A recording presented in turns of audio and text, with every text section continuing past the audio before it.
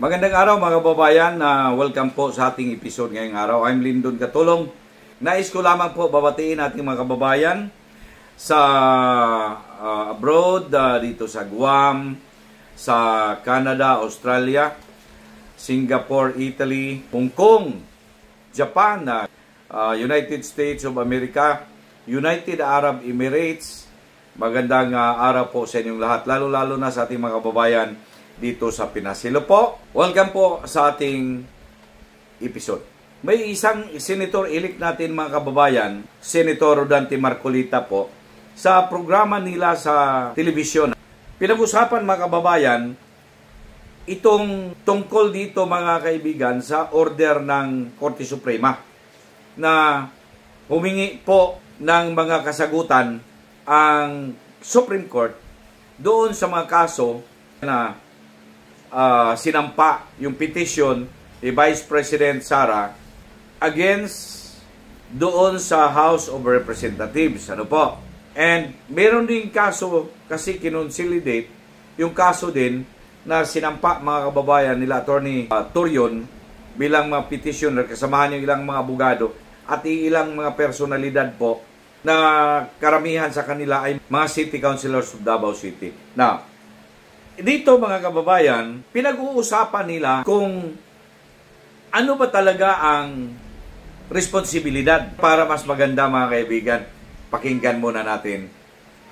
Tingnan natin muna ito sila. Ito yung masakit. Ito yung pinakamabigat na mangyayari. Makukulong silang lahat yung pag nangyayari. Yan ang babala ni Senador Rodante Marcolita sa mga congressman na pumirma pabor sa impeachment ni VP Sara na ngayon ay ipinagpapaliwanag ng Korte Suprema. As to the article of impeachment transmitted to the Senate, ito na yung tinansmit. Whether each of the members of the House of Representatives had time to peruse the charges and evidence before affixing their consent. Ano ibig sabihin yun? May panahon ba sila? Yung peruse, yung babasa niya yun. Makita niya yung mga ebidensya. Yun ang peruse. Proseso yun. Babasahin niya tapos nakalagay doon sa ganitong ganyan.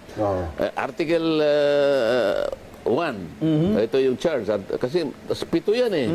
Titingnan niya ngayon, ano yung nakabackup na ano. Yun ang perusal eh. Paano niya nga gagawin? Wala nga siyang nakita, basta pinapirma lang. Pagkatapos siya kasi magsusubscribe, ito yung masakit. Ito yung pinakamabigat na mangyayari. Makukulong silang lahat yung pag nangyayari. Isipin mo, susumpakan gano'n. Hindi man maalam. Hindi sinabi mo na personal mong nalalaman na totoo lahat ito. Base sa mga ebidensyang kalakip nito. Hindi mo nakita yung article, hindi mo nakita yung ebidensya. Pagkatapos susumpa ka, huwag mong bibiruin ang proseso ng korte. Nakukulong naman. Kung halimbawa nasa harap ka nandiyan, dyan lang sa hindi ka makakaway, kukulong ka niya. Ganun pala yan.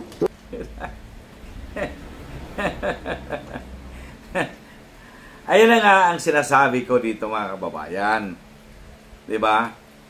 Kung nagsubaybay po kayo nung isang episode natin, mga kaibigan, ang sinabi ko po, di ba sabi ko, pag-usapan natin yung perusal. Kasi po, itong word na perusal, mga kababayan, mabigat ito. May mga sagot-sagot na dyan ngayon si Congressman Choa at saka may isa pang congressman mga kababayan na tinanong ng mga media, hindi naman daw sila natatakot. In the case dito sa sinasabing perusal, kahit na daw yung parang it sounds yung decision ng korte, kung anong takbo daw sa korte mga kababayan, ang sabi niya, hindi po hadlang doon sa impeachment mga kababayan na kanilang sinusulong dyan sa Senado. Okay? Hindi po daw hadlang. Magtutuloy-tuloy daw yun. Narinig ninyo? Anong sabi ni Senator-elect Marcolita? Makukulong kayo. Makukulong kayo yan. Imagine mo, pumirma ka doon sa impeachment complaint, under oath, sabi ng korte, may order sila para sagutin kung lahat ba ng mga members of the House of Representatives doon sa articles of impeachment na sinabmit doon sa Senado, kung sila ba nabigyan ng panahon o oras na tignan nila. Kung sabihin natin literal, nakita ba ninyo, nabasa ba ninyo? Doon sa ebidensya, kasi dalawang bagay yun sa letter J, hindi po ba?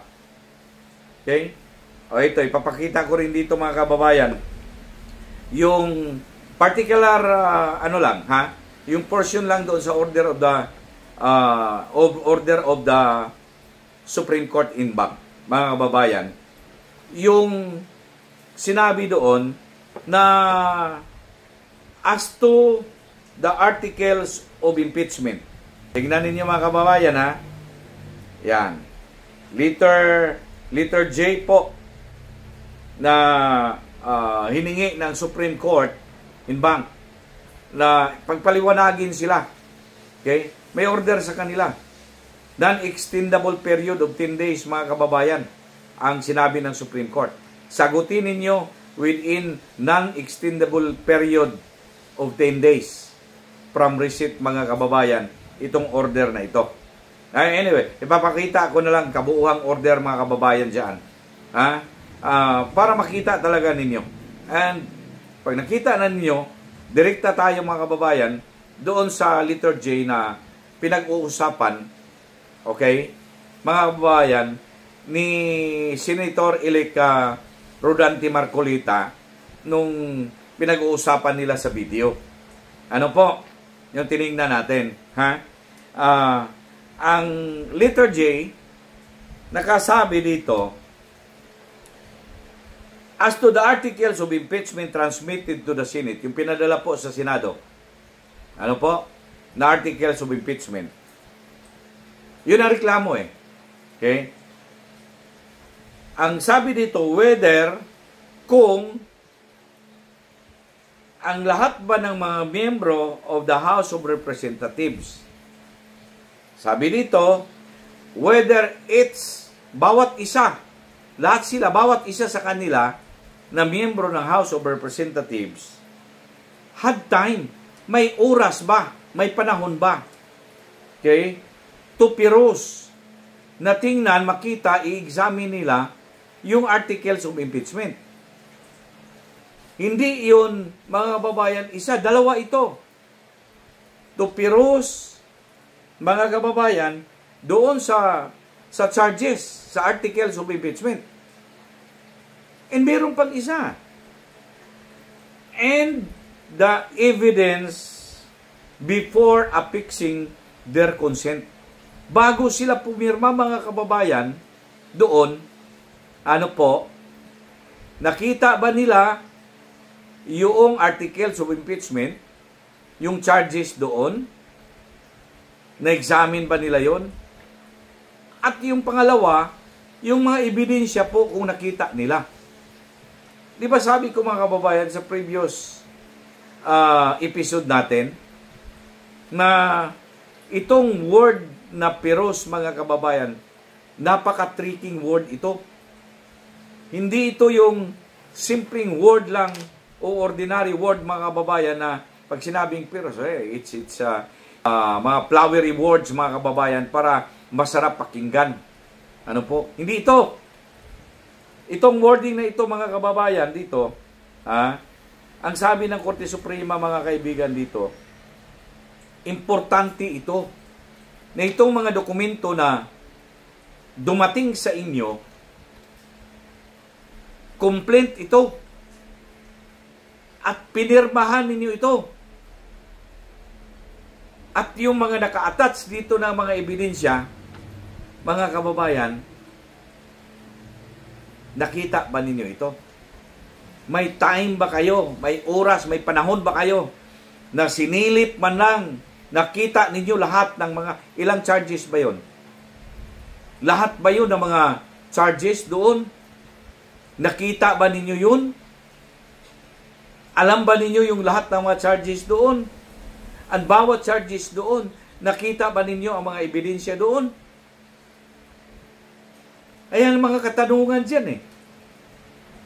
Kung hindi ninyo nakita man lang yung articles of impeachment, Pero pumirma lamang kayo para i-attach doon, mga kababayan, sa articles of impeachment, sa complaint mismo, para sabihin, dumaan na sa kanila, approve sa kanila, kasi pumirma kayo, tapos kayo. Remember, under oath ito. Ano po? Pinanumpaan ninyo ito po. Under oath.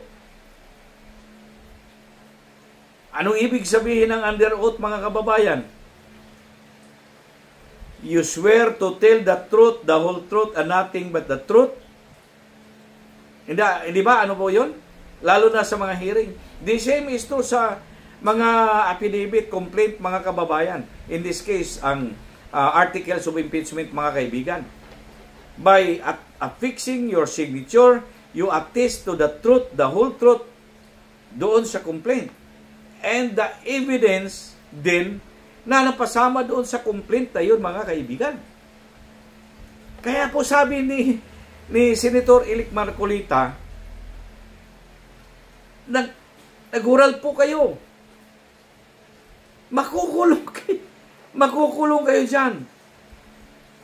Oh, makukulong kayo dyan. Maliban na lang siguro sa totoo, mga kaibigan, na nakita nila yung complaint. Lalo na yung nag-prepare. Okay? Yung mga ebidensya, nakita ba ninyo lahat? Ayan. Yun ang punto na sinabi, mga kababayan, ni Senator Ilik Marcolita, mga kaibigan, yung nakita natin kanina. Ano po? Hindi po ito simple basta-basta lamang na wording. Mabigat ang responsibilidad po dito sa word na ito.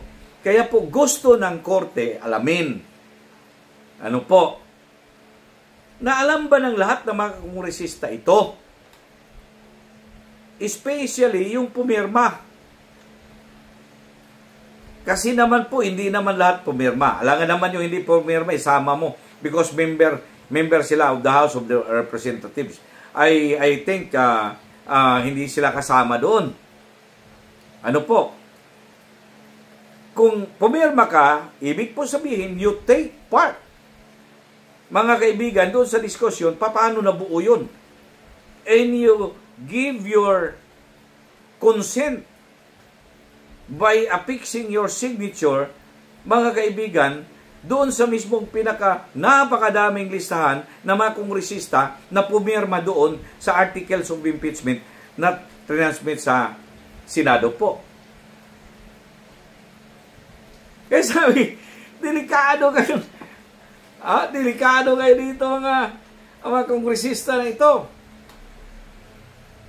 Pag may isa, mga kababayan, or sino dito sa mga aggrieved party, ano po, na mag-file ng separate case, mga kababayan, patungkol dito sa ginamit nilang complaint, mga kaibigan, at ang ebidensya na ginamit nila, nag-oath sila, mga kaibigan, tapos na ang buto-buto.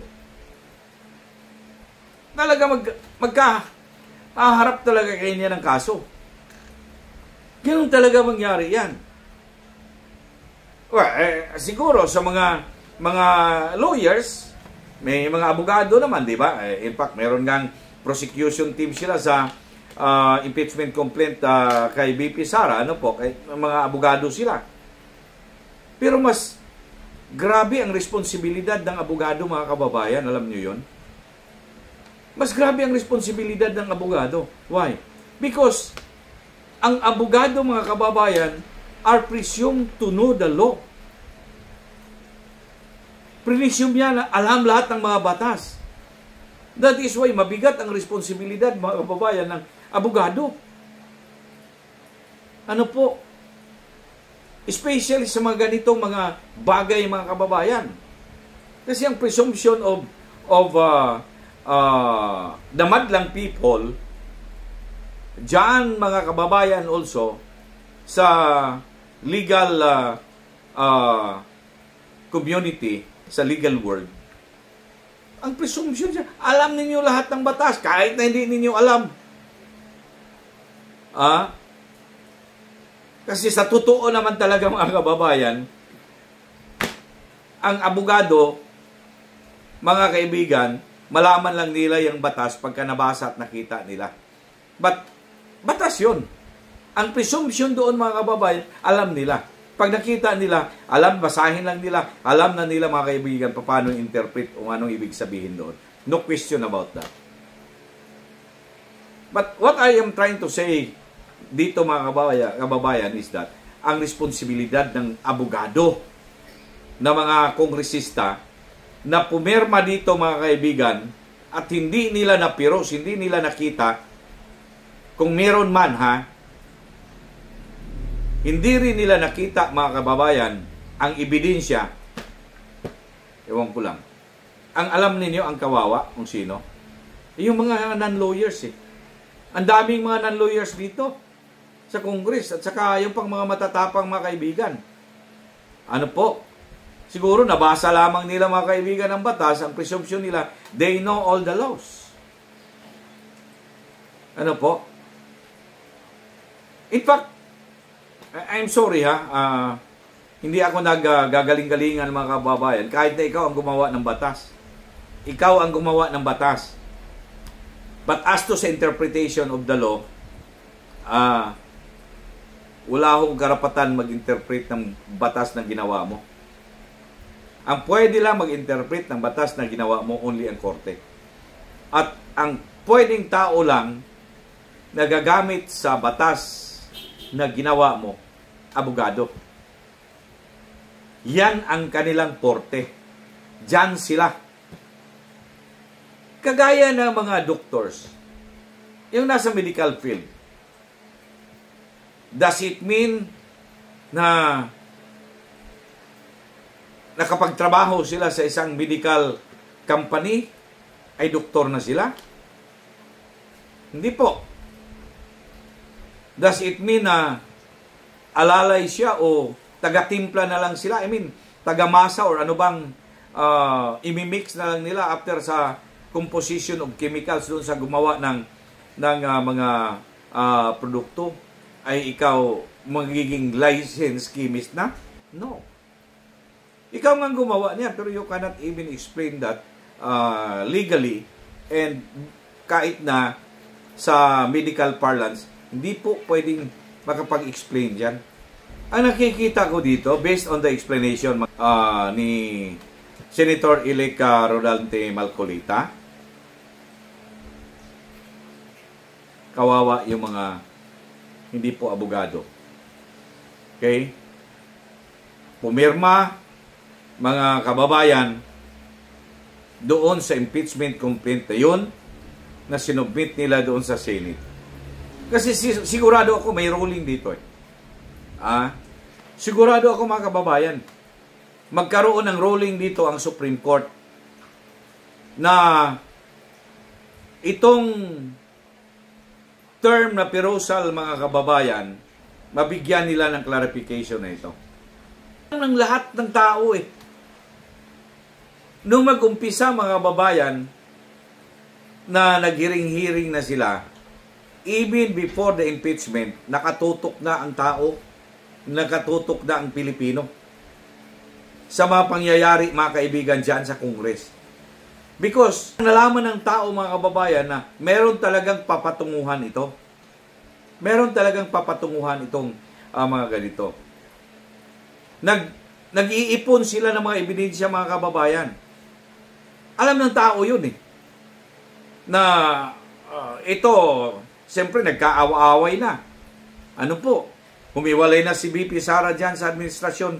At alam natin, mga kaibigan, na ang Congress ay pinangungunahan ng Speaker of the House na si Martin Romualdez. At alam natin, mga kababayan, maniwala kayo sa hindi, na lumabas, mga kababayan, ng issue patungkol sa mga interes sa politika nitong 2028 election. At isa diyan, mga kababayan, ano po, ang nakitaan ng interes si Martin Romualdez. Kaya, nasa sa utak na ng tao, ay ito, banggaan na talaga ito. Ito, away na talaga ito. Umantong na sa ganito, mga kababayan.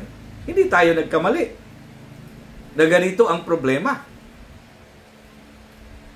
Even ako mga kababayan, ano po, nung mag-umpisa na, nung umiwalay na si Inday, nung mistansya na, nagkaroon na ng hearing-hearing sa Congress hanggang sa Senado, pumasok na sa isipan ko ito, tapos na ito. Magkakaaway-away ito at hahantong pa ito mga kababayan sa mas malala na pwedeng ma-impeach nila ang Vice Presidente. O, hindi ako nagkakamali. Hindi ko lang masabi dito kasi bago lang tayo dito mga kababayan, dito sa ating YouTube channel. Pero sa aking radio program mga kababayan, sinabi ko na yan. Nang hahantungan mga kababayan nito, sinabi ko na papatungo ito mga kaibigan sa impeachment ng Vice Presidente. O, ayan.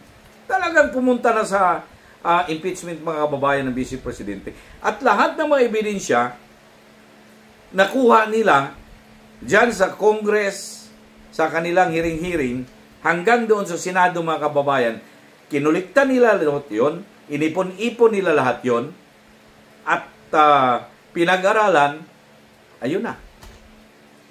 Ginamit nila mga kababayan bilang mga ebidensya yung nakulikta nila mga impormasyon doon, yung nakulikta nila mga statement doon, namit na mga kaibigan against kay VP Sara. Doon ang direksyon yan eh. Doon ang direksyon. Ito may kinalaman ito sa politika. Maniwala kayo sa hindi sa akin mga kababayan. May kinalaman lahat yan sa politika. Alright. Balikan natin dito. So, anong sabi ni Senador-elect Rodante Marcolita? Magkakaproblema, makukulong kayo. Makukulong kayo dyan. Mahirap mga kababayan sagutin yun. Ang record mga kababayan, nung umpisang pumutok ito, nandyan na yan. The court can even direct mga kababayan doon sa in custody of those documents. Kanilang i-summon mga kababayan dosisticum. Okay? Pwedeng i-summon nila yon, dosisticum. Dadalhin yung Rico doon, tingnan kung totoo ba talagang sinabi o hindi nila sinabi. Pwede yun. Mangyari yun. Ano po? Ibabangga doon mga kababayan sa sagot nila dito sa mga katanungan na isasubmit daw nila mga kaibigan din doon sa Supreme Court. Sa tingin ko po hindi titigil ang Supreme Court hanggang doon pagka natanggap lang nila yung sagot, hindi titigil doon. Kasi hindi yun sila maniniwala mga kababayan. I am not influencing the Supreme Court justices. Ang sinabi ko po dito, base po ito sa pananaw ko. Because hindi titigil sila dyan. Normally, i-deny talaga yan. Okay? I-deny talaga nila yan. Ang sabihin nila dyan, yes, nakikita. Sabihin talaga ni yes, nakikita namin. Lahat kami, nag-iipon, lahat kami, nakikita yan. Titingnan niya sa record. Okay? Makikita, ibabangga yan doon sa record. Kaya nga, kailangan ng record mga kababayan. Isumpina yan, dosisticum. Okay? Hindi ko pinangunahan. Base ito sa mga observations natin mga kaibigan. Okay? Kaya po, magkaalaman talaga ito. Mabigat yung sinabi ni Congressman, ni Senador Marcolita, mga kababayan. Mabigat yun. Napakasimpleng word. Maliit lang na word yun. Perusal. Pero, ang bigat ng epekto noon, mga kababayan, yung katanungan na yun. Because, lahat ng lahat doon, yung lahat ng mga statement doon, dito sa sagot na ito, mga kababayan, ma-erase na yung lahat. Ma-erase na yung lahat. Okay? Kahit na anong kaganda ang preparation mo ng complaint doon, mga kababayan, pero pagdating dito, na wala pala mga kababayan sila, hindi nila nakita, hindi nila na-examine, the evidence, hindi rin nila nakita mga kababayan, hindi na tapos na. Kung akuhin nila, kami, o di, magkakaso din sila. pumirma ka doon sa statement na yun, na nagsabi na nakita mo, na-examine mo. Okay? Including ang ebidensya. Pagkatapos, wala pala.